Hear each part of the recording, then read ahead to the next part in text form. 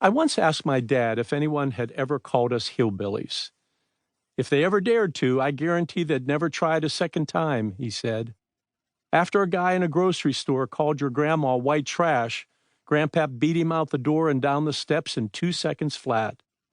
Of course, it wasn't like Grandpap was trying to stick up for her, he chuckled. He'd probably been cheating on her the night before. He just didn't like some guy calling his woman white trash. My grandfather was a rough and ruddy character, a short man whose face was littered with freckles that spilled down his neck and onto his muscular arms. With ice blue eyes set close above a large nose red from years in the sun, he smelled of diesel fuel and dirt. Despite his rough edges, Grandpap could be pleasant, charming even, until somebody triggered him. When that happened, look out. Life in Venetia, a hamlet in the southwestern corner of Pennsylvania, was never easy, especially for coal miners whose labor was both brutish and backbreaking. Every year, the mine claimed its tithe of men.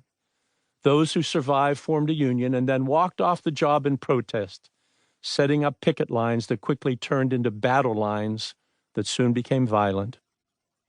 I'll never forget what happened to Old Man Barnes, who lived in a 3-room shack perched on the edge of a hill just above the railroad tracks. His worn-out patch of dirt couldn't produce enough food to feed his wife and kids. So when the owners of the slop jar mine dangled a small bonus in front of anyone who would cross the picket line, poor old Barnes took the bait. Grandpap was furious when he heard the news. Like every other coal miner in our one intersection town, he was 100% behind the strike. Barnes was a scab, a traitor, and every infernal name Grandpap could think to call him. Clad in his favorite wife-beater T-shirt and a pair of grease-stained work pants, Grandpap paced the living room. Back and forth he stomped, running calloused hands through his reddish-brown hair, cussing a blue streak, and threatening that he was going to make old Barnes pay. It must have been something to witness the white-hot curses that flew from his mouth like great bolts of lightning and the blue-tinged veins that bulged from his unwashed neck.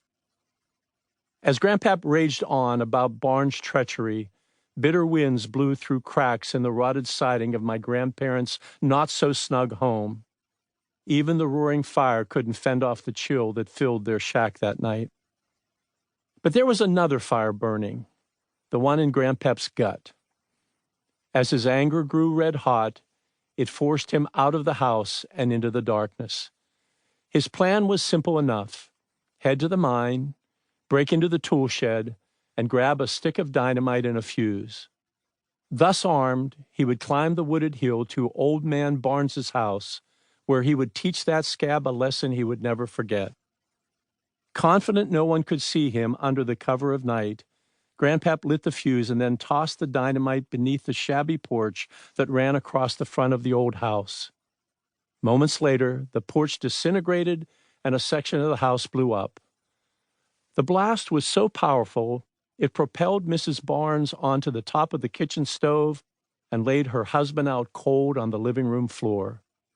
Satisfied that it was a deed well done and in secret, Grandpap made his way back home through the night and settled beside Grandma on the couch, smugly confident that she was none the wiser about his nighttime errand.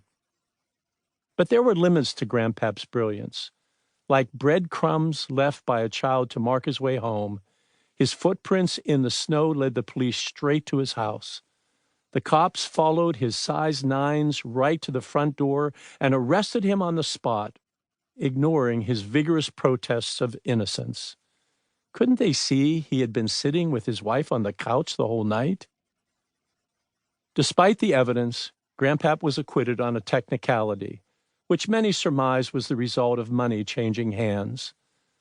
How Grandpap blew up Old Man Barnes's house soon became part of the local lore, etching itself into our family history.